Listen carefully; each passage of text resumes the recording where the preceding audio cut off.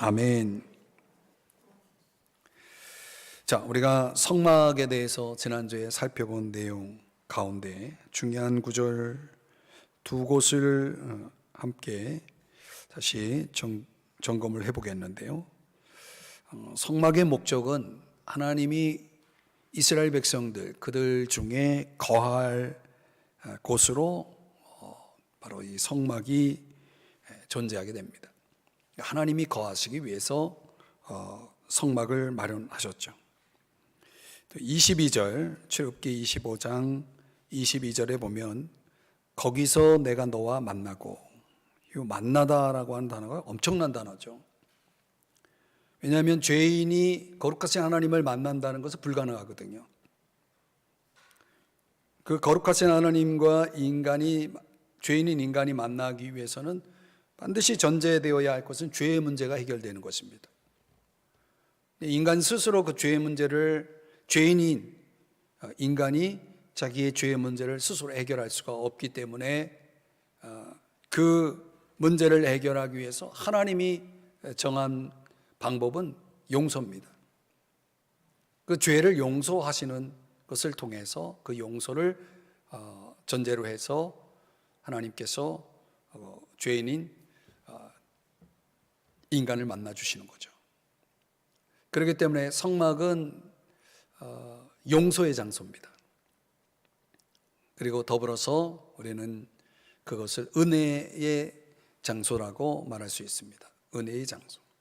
순전히 아무 공로 없는 우리 죄인인 인간을 위해서 은혜를 베풀어 주셨기 때문에 그것을 우리는 하나님의 사랑이라고 말하는 거죠. 오늘 우리가 불렀던 찬송처럼 하나님의 그 크신 사랑으로 인해서 우리는 용서받았고, 그 용서로 인해서 이제 하나님을 만날 수 있는 길이 열린 거죠.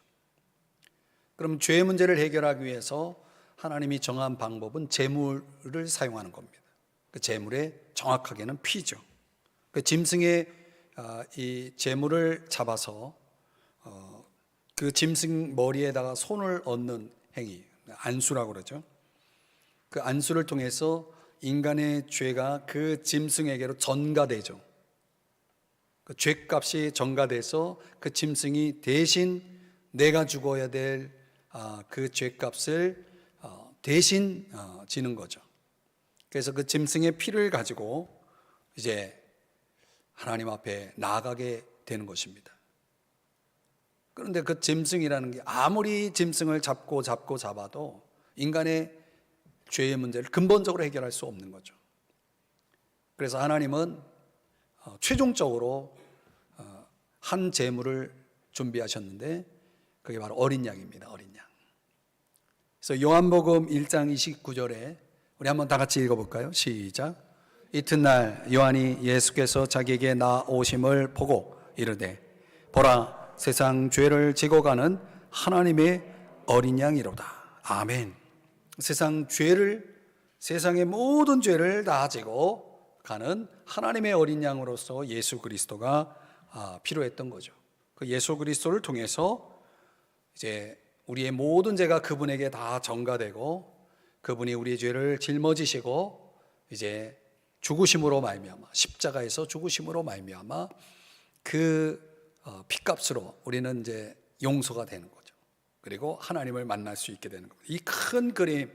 그래서 이 성막이라는 것은 죄인인 인간이 하나님 앞에 나아가는 방법을 제시하는 데 있어서 아주 결정적인 장소인 거죠. 그 성막은 그 전체가 다 예수 그리스도의 그림자라고 보면 됩니다. 그래서 오늘부터 두 개씩 살펴나가려고 합니다. 그래서 그 예수 그리스도의 그림자라고 하는 성막의 모든 도구들, 그리고 모양, 그리고 거기에 사용된 여러 가지 재료들, 이런 것들을 깊이 있게 보면 기독론적으로, 그러니까 예수 그리스도의 기독론적 관점에서 이제 하나씩 해석하는 것이 복음주의자들의 성막에 대한 이해입니다. 저는 역시 복음주의자이기 때문에 그렇게 이제 하나씩 풀어 보려고 하는데요. 먼저 제가 지금 설명드렸던 내용들을 신약 성경에 와서 히브리서에서 지금 우리가 주일에 살펴보고 있는 강의 설교를 통해서 여러분이 들은 바 있는 히브리서에서는 아주 상세하게 그런 부분들을 언급해 주고 있는데요. 몇 군데만 한번 들여다보겠습니다. 히브리서 9장 11절 여기 보면 그리스도께서는 장래 좋은 일에 대제사장으로 오사 손으로 짓지 아니한 것 곧 이 창조에 속하지 아니한 더 크고 온전한 장막으로 말미암아. 그러니까 예수 그리스도를 지금 어디로 연결하냐면 장막으로 연결하는 거죠. 더 크고 온전한 장막. 이미 구약의 이스라엘 백성들이 가지고 있었던 장막과 대조해서 그리스도께서 이제 우리의 장막이 되시는 거죠. 자, 12절 이거는 같이 읽어보겠습니다. 시작. 염소와 송아지의 피로 하지 아니하고 오직 자기의 피로 영원한 속죄를 이루사 단번에 성소에 들어가셨느니라. 그러니까 대제사장이 대속죄일에 대제사장이 짐승의 피를 가지고 하나님 앞에 나아가서 그 피로 말미암아 이제 거룩하신 하나님을 만나고 그리고 그 하나님 앞에 모든 죄를 사함받게 되는데 거기에 그 대제사장 구약에 존재했던 대제사장들이 수없이 많은 짐승의 피를 가지고 들어갔지만 이스라엘 백성도 온전해지지 않았거든요. 대제사장 아론조차도. 근데 이제 마지막에 다시 12절 보여주세요.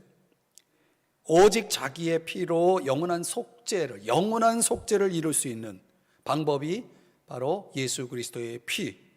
예수님 자신이 제물이 돼서 자신의 피를 가지고 영원한 속죄를 이루기 위해서 단번이라는 건 모든 것을 위한 한 번입니다.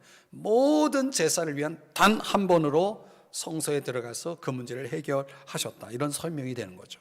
참 놀라운 말씀입니다. 왜 이렇게 피에 대해서 성경을 강조하느냐? 22절 히브리서 9장 22절 같이 또 읽어봅니다. 시작. 율법을 따라 거의 모든 물건이 피로써 정결하게 되나니 피 흘림이 없은즉 사함이 없느니라. 바로 이것 때문에 피가 필요했던 거죠. 구약의 많은 제물로 사용되었던 그 짐승들의 피 가지고는 온전하게 할 수 없어요. 근데 온전한 속죄를 이루기 위해서 깨끗한 피, 정결한 피, 바로 예수의 피가 필요했던 거죠. 그 피 흘림으로 사함이 주어지는 것입니다. 그래서 24절에서 히브리서 9장 24절에서 여기 아주 중요한 단어가 나옵니다. 그리스도께서는 참 것의 그림자인 손으로 만든 성소. 성소, 지금 우리가 살펴보려고 하는 이 성막은 말하자면 그림자죠. 그 그림자의 실체가 참 실체가 바로 그리스도라고 하는 설명을 히브리 기자가 설명하고 있는 겁니다. 이걸 조금 더 아주 세미하게 설명한 부분이 사도 바울이 로마서에서 또 이렇게 설명하고 있는데요. 우리가 이미 여러 차례 설명을 드린 대로 율법의 기능은 죄를 깨닫게 하는 겁니다. 하나님이 우리에게 이스라엘 백성들에게 율법을 주신 목적은 깨달음을 위해서 주신 겁니다. 그러니까 죄를 깨닫는 겁니다. 그리고 로마서 3장 23절에 보면은 모든 사람이 죄를 범하였습니다. 그 죄라고 하는 이 문제에 예외가 없는, 그러니까 모든 사람이 다 죄를 범했다.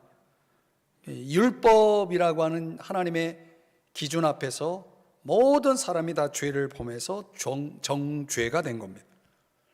그 죄로 인해서 하나님의 영광, 하나님이 계신, 하나님이 임재하신 곳에 하나님의 영광에 이르지 못하더니, 로마서 3장 23절에서 그렇게 말씀하는 거 아닙니까? 하나님의 영광이라는 건 하나님의 임재죠. 그러니까 하나님의 임재 가운데 이를 수가 없는 거죠. 가까이 갈 수 없는 거죠. 하나님을 가까이 할 수 없는 겁니다. 그런데 24절, 로마서 3장 24절 다 같이 읽어봅니다. 시작. 그리스도 예수 안에 있는 성령으로 말미암아 하나님의 은혜로 값없이 의롭다 하심을 얻은 자 되었느니라. 여기 속량이라는 것이 바로 피 흘림을 얘기합니다. 죄값이죠. 피값으로 지불된 값이죠. 그걸 통해서 하나님이 이제 인정을 해주는 거죠. 의롭다 하심을 얻은 자로 인정을 해주는 겁니다. 이런 대전제를 가지고 이 기독교를 설명한다면 기독교는 도덕의 종교가 아닙니다. 결코 도덕의 종교가 아닙니다. 기독교는 은혜의 종교입니다. 기독교가 이 지구상에 존재하는 모든 종교 위에 있을 수 있는 이유는 지구상의 모든 종교는 도덕 종교입니다. 행위 종교입니다. 근데 인간의 행위라는 것이 율법의 행위로는 의롭다함을 받을 자가 없다라고 하는 이 바울의 대선언이 있거든요. 근데 인간은 스스로 도덕적인 존재로서 살아감에 있어서 하나님을 충족시킬 수가 없습니다. 하나님의 기준을 충족시킬 수가 없습니다. 그러니까 율법의 기능은 그래서 죄를 깨닫게 하는 것일 뿐입니다. 그래서 도덕적으로 하나님 앞에 접근하는 사람들은 다 실패합니다. 하나님 앞에 도달할 수가 없는 거죠. 그래서 우리가 하나님 앞에 이렇게 나와 있는 것은, 하나님 앞에 서 있는 것은 순전히 은혜입니다. 은혜 외에는 다르게 설명할 길이 없습니다. 기독교에서 은혜를 빼면 기독교는 존재하지 않습니다. 기독교는 결코 인간을 낙관적으로 이해하지 않습니다. 모든 사람이 죄를 범하였음에 그 한 말씀만 가지고도 모든 인간은 하나님의 기대를 다 저버린, 하나님의 기준에 도달하지 못한 사람들, 이름하여 죄인인 것입니다. 인정하시죠? 네, 죄인인 것입니다. 그래서 이 죄인인 우리를 위해서 이제 하나님이 마련하신 해결책이 핏부림이죠. 자, 우리가 이제 사순절을 보내면서 십자가를 깊이 깨닫는 데 있어서 또 마침 우리가 지금 성막을 함께 살펴볼 수 있다는 것은 굉장히 좋은 타이밍이 될 것 같아요. 그러니까 이 가운데서 여러분들이 그 예수의 피 흘림, 그 십자가에 대한 깊은 이해가, 깨달음이 있기를 주의 이름으로 축복합니다. 그래서 나 같은 죄인 살리신 그 은혜가 너무나 고맙다. 어메이징 그레이스가 날마다 우리 속에 고백되고 찬양되어야 되는 거죠. 그 은혜가 아니었다면. 그래서 그 은혜를 깊이 있게 우리에게 설명해 주는 아주 좋은 시청과 교육이 바로 성막입니다. 성막. 성막의 구조를 한번 전체 그림 속에 여러분이 한번 보신다면은 저런 그림인데, 여러분들에게 전에 같은 경우는 이제 그 모형 실물을 가지고 와서 여러분에게 이제 보여주면서 제가 성경 공부를 할 때는 이제 그렇게도 했는데, 아니면 칠판에다 좀 그려가면서 자세하게 설명할 수 있겠는데, 오늘 이제 설교 시간에 여러분들에게 제시할 수 있는 한계가 있습니다. 근데 요 그림을 한번 여러분 보시면 맨 하단에 그 설계도 말고 좌측편에 여러분에게는 이제 오른편이죠. 오른편에 보이는, 그렇죠? 오른편에 보이는 그림을 보면은 맨 하단이 이제 그 문이죠. 그 네 칸으로 되어 있는 게 문입니다. 그 문을 열고 들어가면 그 뭔가 연기가 모락모락 피어오르는 곳이 거기 번제단입니다. 그 번제단 앞에 무슨 그 물이 담겨져 있는 것처럼 보이는 것이 물두멍입니다. 그리고 바로 앞에 가면은 이제 소위 성소라고 하죠. 이 번제단과 물두멍이 있는 위치한 곳을 우리는 뜰이라고 말합니다. 뜰, 성막뜰. 그 성막들을 통과해서 이제 성소로 들어가는 출구가 나오죠. 거기에 이제 기둥이 5개가 있잖아요. 들어갑니다. 들어가면은 여러분 이제 왼편에 보시면은 그게 이제 성소가 나오는데, 성소에는 3가지 기구, 아주 중요한 기구가 있습니다. 떡상이 있고요. 오른편에 가면 떡상이 있고, 왼편에 가면 맞은편에는 등대가 있고, 정면에는 분향단이 있습니다. 향단이라고 말하기도 하고 분향단이 있죠. 그 분향단 바로 앞에는 휘장이라고, 커튼이 있죠. 휘장. 그리고 휘장을 열고 들어가면 지성소가 됩니다. 장소적으로 지성소입니다. 지극히 거룩한 곳이라고 해서 거기에 언약궤라는 곳이 있고, 그 언약궤라는 궤짝을 덮는 뚜껑을 속죄소라고 말합니다. 그 속죄소의 중앙에 불꽃 가운데 임재하신 하나님이 계십니다. 이제 이런 전체적인 그림 속에서 오늘 이제 우리가 살펴볼 것은 여러분들이 오른쪽 하단에 좀 색깔 컬러풀하게 되어 있는 이 문, 동문이라고 말하죠. 그러니까 동서남북으로 따지면 이 아래쪽 하단은 바로 동쪽입니다. 그러니까 동쪽 동문으로 들어가면 그 번제단이 나오죠. 요 동문과 번제단 요 두 개를 오늘 잠깐 여러분에게 좀 설명을 드리려고 합니다.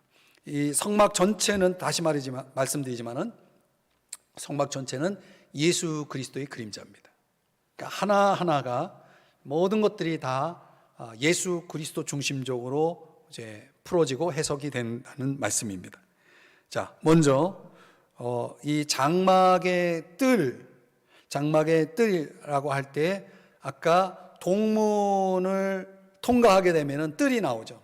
뜰 전체가 저렇게 되어 있습니다. 모양이 일종의 이제 담이죠. 담이 이제 형성되는데 여기에는 남쪽에는 20개의 기둥이 있고 또 북쪽에도 20개, 동쪽과 서쪽에는 이제 전체 20개에서 총 기둥이 요 기둥처럼 생기는 걸 다 카운트를 하면 60개가 됩니다. 60개의 기둥이 있고 그 기둥과 기둥 사이에 하얀색으로 된 게 이제 이게 휘장이죠. 휘장. 세마포 휘장이라고 말합니다. 그 세마포 휘장으로 이제 벽을 이제 형성하게 되는 거죠. 이 휘장이 왜 중요하냐면 이 휘장의 목적은 예를 들면 그 어떤 용건이 없는 전혀 하나님 앞에 제사와 관련된 일과 상관이 없는 사람들이 접근하는 걸 막아줍니다.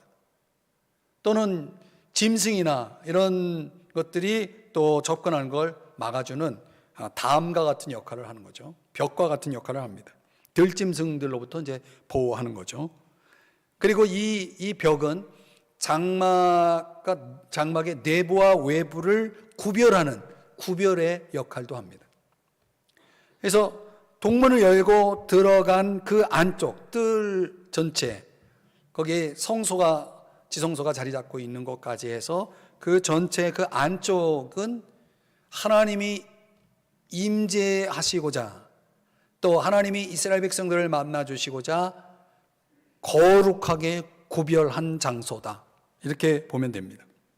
거룩하신 하나님이 임재한다는 차원에서 그 거룩한 깨끗함을 강조하기 위해서 그 휘장이 벽 역할을 하는 그 휘장 색깔이 무슨 색입니까? 무색 투명한 세마포 휘장으로 그 담을 그렇게 만드는 것입니다. 그래서 그 담 역할을 했던 그 세마포 휘장의 의미가 뭐냐면 요한계시록 19장에 보면은 자 보세요. 요한계시록 19장에 보면은 구원받은 성도들의 옷으로 상징됩니다. 세마포라는 것은 구원받은 성도들의 옷으로 설명이 되는데요. 한번 볼까요? 요한계시록 19장 8절 같이 한번 읽어봅니다. 시작. 그에게 빛나고 깨끗한 세마포 옷을 입도록 하셨으니 이 세마포 옷은 성도들의 옳은 행실이로다 하더라. 그러니까 이 세마포 옷이 준비되어 있어야 신랑 대신 예수 그리스도를 맞이하는 이제 신부로서의 단장이 끝나는 거예요. 이 옷이 있고 없고 굉장히 중요합니다. 근데 이 옷이 뭐냐? 성도들의 옳은 행실이다라고 했죠. 그럼 뭔가 우리의 어떤 행함을 강조하는 것 같은데, 그러나 이 옷이 로마서 13장 14절에는 어떤 옷으로 설명되는지, 그 신약에서 그 구약의 그 장막을 구성하고 있는 그 세마포 휘장이 의미하는 것이 바로 요거다. 로마서 13장 14절 다 같이 읽어봅니다. 시작. 오직 주 예수 그리스도로 옷 입고 정욕을 위하여 육신의 일을 도모하지 말라. 그러니까 요한계시록 19장에서 말하는 성도의 옳은 행실, 입고 있는 그 세마포 옷, 옳은 행실의 옷이라고 하는 것은 로마서 13장의 말씀에 의하면 예수 그리스도의 옷이 되는 거죠. 그러니까 우리가 그 오름의 근거로 삼고 있는 것은 내 행실이 아니라 예수 그리스도의 의로움이 되는 것입니다. 그러니까 우리는 예수 그리스도의 의로움을 입고 있는 것입니다. 우리가 입고 있어야 될 옷입니다. 그 예수 그리스도의 옷을 입고 있어야 우리는 그 나라에 가는 겁니다. 하나님을 만나러 갈 수가 있는 겁니다. 마치 예수 그리스도의 그 피, 다시 말하면 동물의 피를 가지고 하나님 앞에 나아갔던 것처럼, 예수 그리스도의 피를 힘입어 나가는 것처럼 예수 그리스도의 그 피 흘리신 그 옷, 깨끗한 정결함의 옷을 입고 우리는 하나님 앞에 의롭다함을 얻어서 하나님을 만나러 들어가게 되는 것이죠. 그 안에 들어가면 다른 어떤 위험으로부터 뭐가 됩니까? 보호가 됩니다. 하나님이 그 안에 들어가기만 하면, 다시 말하면 예수 그리스도 안에 들어가기만 하면 어떻게 됩니까? 하나님께서 이제 지켜주시는 거예요. 우리를 품어주시는 거죠. 우리를 지켜주시는 거죠. 또 더 나아가서 세상과 구별되는 겁니다. 예수 그리스도 안으로 들어간 사람들, 즉 이 성막 안으로 들어간 사람들, 예수 그리스도의 옷을 입고 들어간 사람들은 세상과 구별된 존재로 살아가야 하는 것입니다. 그렇게 살고 계시죠? 네. 자, 그런데 이 성막 안으로, 장막 안으로 들어가기 위해서는 문이 하나밖에 없습니다. 그게 동문입니다. 그 동문이 의미하는 건 뭐냐면, 하나의 문으로 구성되어 있는 것처럼 바로 우리의 문이 되시는 예수 그리스도를 보여줍니다. 문이 여러 개가 있을 수가 없습니다. 이 문도 되고 저 문도 되고, 세상 사람들은 그렇게 말합니다. 뭐 구원받는데 꼭 예수만 믿어야 되느냐? 다른 걸 믿어도 된다. 이렇게 주장하는 사람들은 다 가짜입니다. 자, 요한복음 10장 9절 말씀, 예수님께서 우리에게 주신 요한복음 10장 9절 말씀에 보면, 제가 읽어드릴게요. 자, 좀 늦어서 읽어드리려고 그랬는데 다 같이 읽어봅니다. 시작. 내가 문이니 누구든지 나로 말미암아 들어가면 구원을 받고 또는 들어가며 나오며 꼴을 얻으리라. 내가 문이니, 예수가 문인 것입니다. 예수님만이 문입니다. 다시 말하면 하나님과 인간이 만나기 위해서 반드시 통과해야 되는 건 문이죠. 예수 그리스도가 문이기 때문에, 그 유일한 문이기 때문에 그분만이 유일한 구원자가 되신다는 것입니다. 그래서 요한복음 14장 6절에서 뭐라고 말씀합니까? 내가 곧 길이요 진리요 생명이니 나로 말미암지 않고는 아버지께로 올 자가 없는 겁니다. 아멘. 사도행전 4장 12절 말씀도 다 같이 한번 읽어보겠습니다. 시작. 다른 이로서는 구원을 받을 수 없나니 천하 사람 중에 구원을 받을 만한 다른 이름을 우리에게 주신 일이 없음이라 하였더라. 아멘. 천하 사람 중에 구원을 받을 만한 다른 이름을 주시지 않았다는 거예요. 오직 예수, 그 이름 외에는 다른 구원의 길이 없는 것입니다. 문이 없는 것입니다. 유일한 구원의 문입니다. 혹시 다른 문을 찾고 계시지 않나요? 네. 요즘 이제 포스트 모더니즘이라고 하는 그 사상들이, 또 거기에 맞춘 그 문화들이 얼마나 이 유일한 구원자 예수 그리스도 이 구원론에 대해서 반박하면서 얼마나 많이 공격을 합니까? 다른 문을 자꾸 제시하려고 하는 사람들, 그런 시도들이 얼마나 많은지 모릅니다. 수요 예배 나오시는 여러분들에게 굳이 이런 거에 대해서 다 설명하지 않아도 여러분들 많이 아는 내용일 겁니다. 그러니까 여러분들이 담대하게 이 사순절에 다른 사람들에게 복음을 전한다면 여러분이 이렇게 복음을 전해줘야 됩니다. 예수 외에는 길이 없습니다. 제가 초기에 이제 이 우리 교회가 이제 입당을 하고 이 주변에 이제 전도하러 다닐 때 참 여러 가지 제약이 많죠. 아파트 전도가 굉장히 어려운데. 그래서 결국 이제 뭐 실내로 들어갈 수는 없고 거리에 나와 계신 분들을 만나서 복음을 가장 임팩트하게 가장 짧게 전한 방법이 그거예요. 예수님만이 소망입니다. 예수님만이 길입니다. 이렇게 제가 복음을 전했죠. 가장 그게 강렬하게 가장 짧게 복음을 전할 수 있는 방법인 것 같아요. 뭐 이것저것 고민할 것도 없습니다. 짬뽕을 먹을지 짜장을 먹을지 우동을 먹을지 고민할 거 없습니다. 하나 딱 정하면 끝나는 거예요. 그러니까 우리 인생에 많은 메뉴들을 가지고 고민하듯이 마치 구원의 길이 많은 것처럼 고민하는 사람들이 여전히 있습니다. 아직도 고민을 하고 있어요. 아직도 망설이고 있어요. 그런 사람은 어리석은 사람들입니다. 다른 분은 없습니다. 다른 길은 없습니다. 유일한 구원자 예수 그리스도 오직 한 분입니다.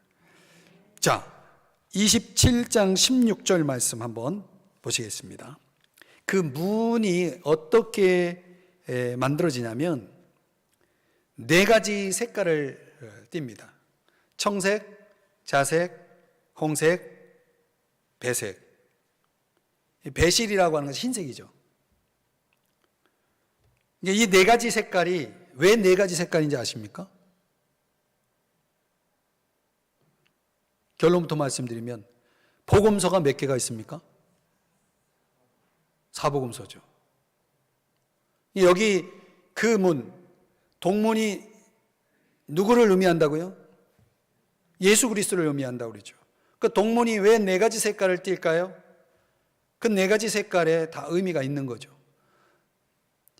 예수님을 설명하는 데 있어서 복음서가 네 개가 필요했던 것처럼 예수님을 설명하는 데는 색깔이 네 개가 필요했던 거죠.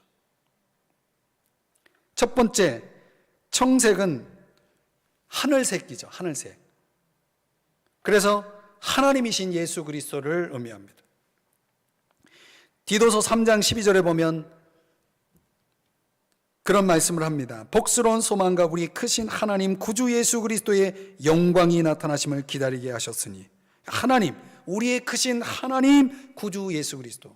예수 그리스도는 하나님이십니다. 하나님의 아들이시죠. 그래서 하나님이신 예수님을 보여주기 위해서, 상징하기 위해서 청색을 씁니다. 또 자색, 이 자색은 왕옷입니다. 왕옷. 그래서 왕됨을 보여주기 위해서, 예수 그리스도의 왕되심을 나타내기 위해서 자색이 사용됩니다. 예수 그리스도의 왕됨을 나타내기 위해서 쓴 복음이 마태복음이죠. 아까 하나님이신 예수님을 보여준 복음서가 요한복음이죠. 요한복음, 마태복음. 홍색은 피색깔이죠. 고난받으신 예수 그리스도. 고난의 종, 고난의 종을 그린, 예수님은 고난받으신 종이다. 복음서로 말하면 마가복음이죠. 예수님의 그 고난, 섬김, 희생, 대속물. 마가복음 10장 45절에 보면 예수님이 이 땅에 오신 것은 결국은 많은 사람의 대속물로 자기 목숨을 주기 위해서 오신 겁니다. 우리가 이 고난 주간에 특별히 더 들여다볼 복음서가 있다는, 그래서 마가복음이죠. 자, 그리고 흰색, 배실은 흰색입니다.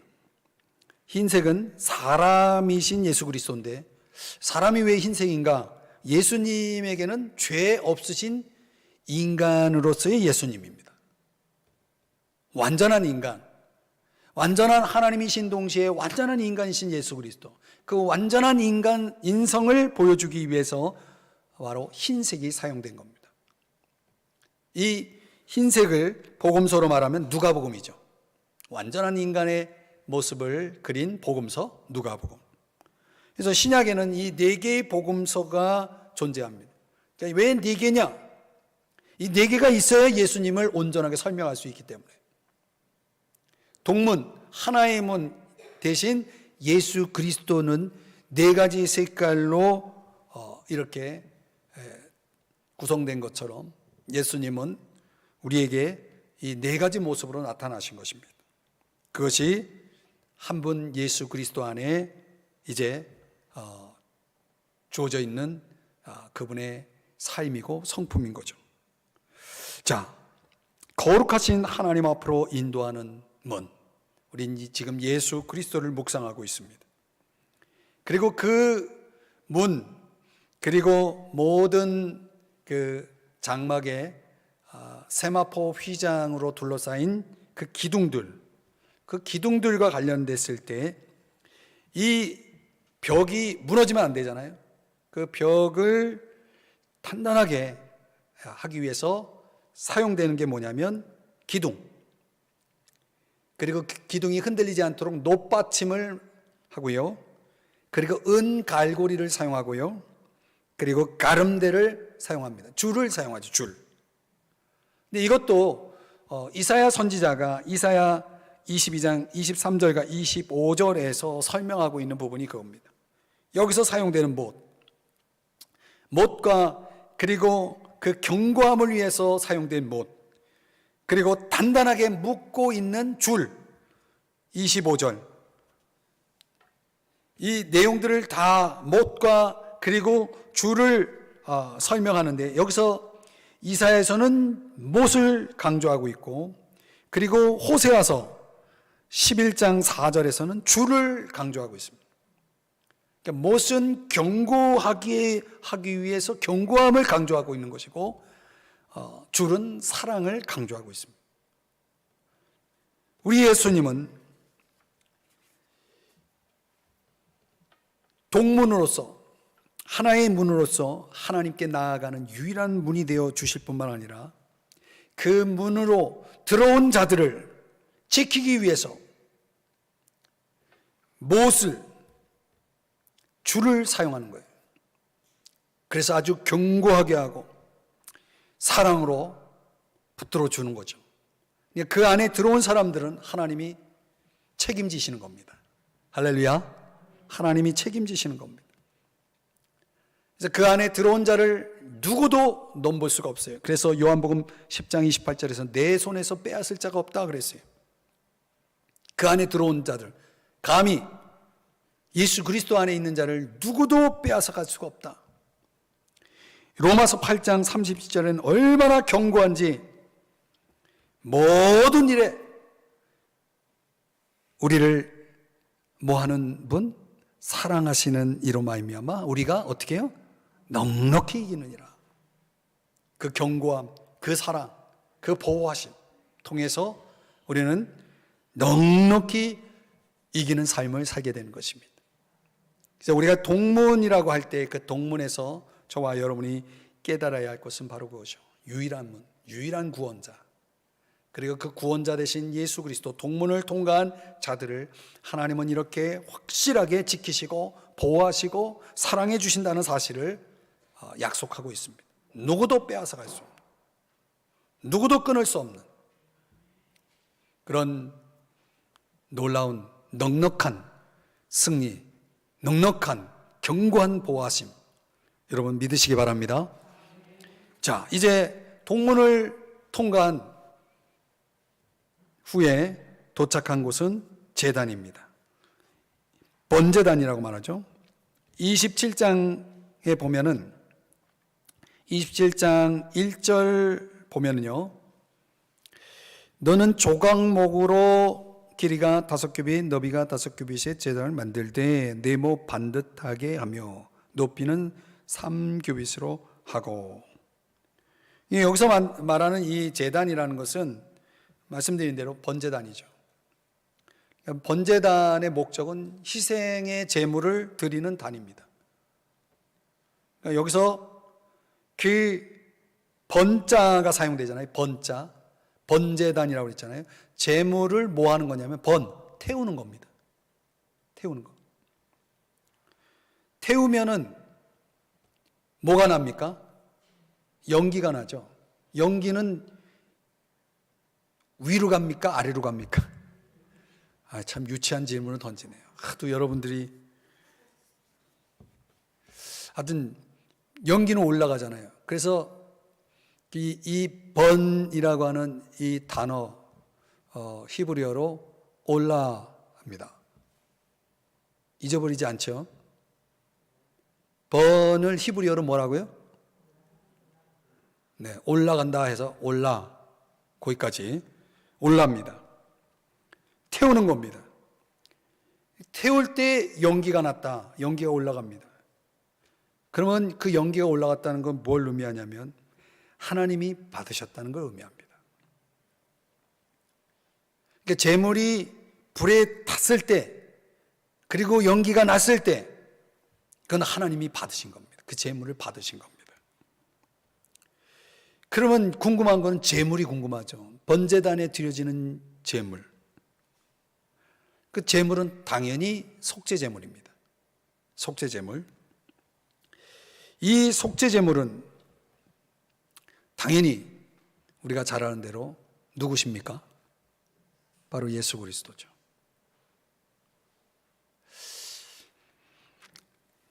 속죄를 위해서 드려진 제물을 속죄제물이라고 그러죠. 이 속죄제물은 하나님의 성품을 두 가지를 우리에게 전해주는 겁니다. 하나는 공의고 다른 하나는 사랑입니다. 하나님의 공의가 뭡니까? 죄는 반드시 심판하시는 겁니다. 그래서 어느 누구의 죄라도 그 죄를 하나님이 심판하시기 위해서 하나님은 제물을 요구하시는 겁니다. 그래서 속죄 제물이 드려졌다는 것은 바로 하나님의 공의를 드러냅니다. 또 그런 죄를 범한 인간을, 죽을 수밖에 없는 인간을 대신해서 바쳐진 그 속죄 제물은 공의일 뿐만 아니라 대신했다는 의미에서 그것은 사랑입니다. 내가 제물이 되어야 되는데 나 대신 다른 제물이 드려졌다면 그것은 하나님이 나를 사랑하시기 때문입니다. 예수님이 속죄 제물이 되셨다. 그것은 하나님 아버지께서 공의로우심을 드러낸 것이고 동시에 죄인인 저와 여러분을 사랑하신다는 것을 증명하신 것입니다. 그래서 우리가 그 창세기 22장에 보면 아브라함이 하나님 앞에 번제를 드리러 갔대. 제물을 뭘로 드렸습니까? 이삭을 드리지 않았죠. 뭘로 드렸습니까? 하나님이 준비하신 어린 양으로 드렸죠. 그래서 그걸 기념하기 위해서 그 제단의 이름을 뭐라고 부릅니까? 여호와 이레. 그렇게 되는 거죠. 그래서 여러분이 오늘 불렀던 찬송에 보면 하나님이 그 크신 사랑으로 인해서 우리를 위해서 보내주신 분, 바로 예수 그리스도. 요한복음 3장 16절, 하나님이 세상을 이처럼 사랑하사 독생자를 주셨으니, 요 주셨으니가 준비한 거예요. 그게 여호와 이레. 바로 창세기 22장 모리아산에서 하나님이 예비하신 그 어린 양, 바로 그분이 예수 그리스도죠. 그 예수 그리스도가 저와 여러분의 여호와 이레입니다. 하나님이 준비하신 양. 그걸 통해서 이제 대신 속죄 제물로 예수님이 번제단에 올라 그 제단에 놓여진 것이죠. 그래서 그거를 태우는 겁니다. 그 예수님이 태워진 것입니다. 그리고 그 태워짐으로 인해서 죽으신 거죠. 여러분, 예수님이 왜 죽으셨습니까? 예수님이 죽으신 이유는 속죄를 위해서 죽으신 겁니다.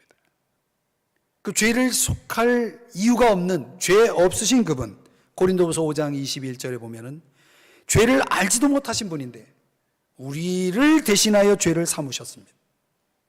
그 이유는 바로 우리로 하여금 그 안에서 하나님의 의가 되게 하기 위해서라고 말씀을 하는 거죠. 근데 번제단의 그 그 기구가 어떻게 마련되느냐면 2절에 보면요, 오늘 출애굽기 보면 2절을 보시면 내 모퉁이 위에 뿔을 만들되, 이 뿔은 구원의 상징입니다. 구원의 상징. 그 뿔이 그것에 이어지게 하고 그 제단을 놋으로 싸고, 이 놋은 시간이 많이 가서 제가 다 설명할 수 없지만은 이 광야에서 뱀을 든 것 같이 인자도 들려야 하리니, 요한복음 3장 14절에서 말씀하는 것처럼 광야에서 뱀에 물린, 불뱀에 물린 자들이 사는 방법은 놋뱀을 보게 하기 위해서 모세가 장대에다 놋뱀을 달아서 들었죠. 그리고 그것을 바라보는 자가 다 살았죠. 바로 그 놋은 하나님의 심판을 나타냅니다. 그 하나님의 심판을 통해서 이제 하나님께서 그 하나님의 진노를 다 푸신 거죠. 해결하신 거죠. 근데 바로 예수 그리스도께서 들리신 겁니다. 그 놋뱀처럼 하나님이 심판을 예수 그리스도에게 부으신 것을 설명하고 있는 겁니다. 그래서 요한복음 12장 32절에 보면 내가 땅에서 들리면 모든 사람을 내게로 이끌겠노라. 이 번제단에 매달린 희생 제물을 연상케 하는 이 내용입니다. 우리가 굳이 설명되지 않아도 바로 이 번제단을 생각할 때마다 저와 여러분은 예수 그리스도의 십자가 사건을 생각할 수 있겠죠. 아까도 말씀드렸지만 그 번제단은 뿔이 4개가 있습니다. 시편 18편에는 구원의 뿔이라고 설명하고 있습니다. 예수 그리스도께서, 번제단이신 예수 그리스도께서 우리에겐 구원의 뿔이 되는 겁니다. 그 뿔을 잡아야 구원을 받는 겁니다. 그 번제단의 4개의 뿔을 잡을 때 구원이 주어지는 겁니다. 그래서 이 뿔, 바로 그 뿔을 사도 바울은 로마서 1장 18절에서 복음으로 설명하는 겁니다. 복음. 로마서 1장 16절, 이 복음은 모든 믿는 자에게 구원을 주시는 하나님의 능력이 됨이라 그랬어요. 그래서 이 복음의 능력, 이 번제단의 4개의 뿔은 복음의 능력을 의미한다는 거예요. 복음의 능력. 자, 그리고 3절을 또 바쁘게 또 가봅니다.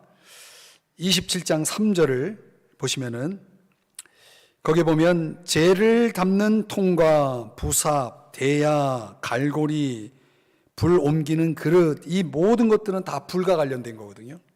아까도 제가 설명드렸지만 레위기 9장 24절에 보면 불이 여호와 앞에서 나와서 라고 말하고 있어요. 그러니까 하나님이 제물을 받으시는 표시로서 불이 나왔다는 거예요. 그 불이 어디로 나오냐면, 어디를 임하냐면 번제단에 있는 제물에 임해서 그 번제물을 사르는 겁니다. 너무 많은 내용을 설명을 들어서 헷갈리십니까? 헷갈릴 거 없어요. 번제단 하면 누구? 예수 그리스도. 그 번제단에서 사라진, 태워진 제물, 그 제물이 바로 다름 아닌 예수 그리스도. 예수 그리스도의 십자가. 그걸 통해서 하나님께서 이제 죄인인 인간이 하나님 앞에 나아갈 수 있도록 그 죄인을 받으시는 겁니다. 받아들이시는 겁니다. 그래서 우리는 오늘 2가지를 살펴봤는데 이 2가지가 다 뭐와 연결되냐면 십자가와 연결되죠. 우리의 구원의 주님 예수 그리스도 그리고 십자가로 연결되는 겁니다. 우리가 구원론 할 때 2가지만 기억하면 됩니다. 오늘 동문은 유일한 구원자이신 예수 그리스도를 보여주고, 번제단 우리의 죄를 대신해서 속죄 제물이 돼서 태워진 제물 대신 예수 그리스도, 바로 그 십자가의 사건을 보여준다. 이렇게 정리하면 여러분들이 이제 오늘 성막의 기구로서의 두 개를 여러분들이 이제 정리한 겁니다. 우리가 사순절을 보내면서 여러분 십자가를 얼마나 생각하고 지내십니까? 그분이 아니었다면 죄인인 우리가 어떻게 하나님 앞에 나올 수가 있었겠습니까? 우리는 다 양 같아서 그릇 행하여 각기 제 길로 갔는데 그게 잘 사는 것인 것처럼, 그게 잘하는 것처럼 그저 죽는 줄 모르고 열심히 갔단 말이죠. 근데 어떤 길은 필경 사망의 길이라고 그랬거든요. 그게 사망의 길이었던 거예요. 그게 하나님께서 이제 내게로 오라, 다 내게로 오라, 내가 너희를 쉬게 하리라 하시면서 성령을 통해서 어떤 누군가의 복음 전도자를 통해서 여러분이 그 소리에 잠깐 고민하다가 이제 구원의 뿔을 잡기 위해서 이제 여러분이 예수님 앞으로 동문을 통과해서 구원의 뿔을 잡은 거예요. 복음을 믿은 거예요. 그래서 여러분들이 예수님이 대신하여 죽으심으로 말미암아 여러분들이, 저와 여러분들이 이제 구원을 받은 겁니다. 그러니까 우리는 참 나 같은 죄인을 살리신 그 은혜를 절대 잊을 수가 없죠. 그 감격, 그 기쁨을 우리가 하루도 놓칠 수가 없죠. 그런데 신앙생활 하다 보면 이 가장 기본인 복음에 대한 감격이 어느새 사라지고 율법만 남아버려요. 의무만 남아버려요. 아주 냉랭하고. 사람들이 그러니까 정말 생명 없는 신앙생활, 율법주의자가 돼가지고 아무 힘 없이 열정도 없고 기쁨도 없고 감격도 없고 기쁨, 행복도 없고 껍데기만 있는 저 에스겔 골짜기에 그 마른 뼈들처럼 다 죽어있는 모습들, 그런 모습들이 얼마나 많은지 모릅니다. 그러니까 십자가의 본질로 돌아가지 않으면요, 그 신앙은요 다 죽게 돼 있습니다. 병들게 돼 있습니다. 그러니까 십자가에서 멀어지는 만큼 그 신앙은 죽는 겁니다. 병드는 겁니다. 여러분 절대로 다른 데 기웃거리지 말고, 그러니까 신앙의 가장 핵심적인 본질로 십자가로 날마다 나아가시기를 주의 이름으로 축복합니다. 축복합니다. 제가 잠깐 기도합니다. 사랑하시는 주님, 오늘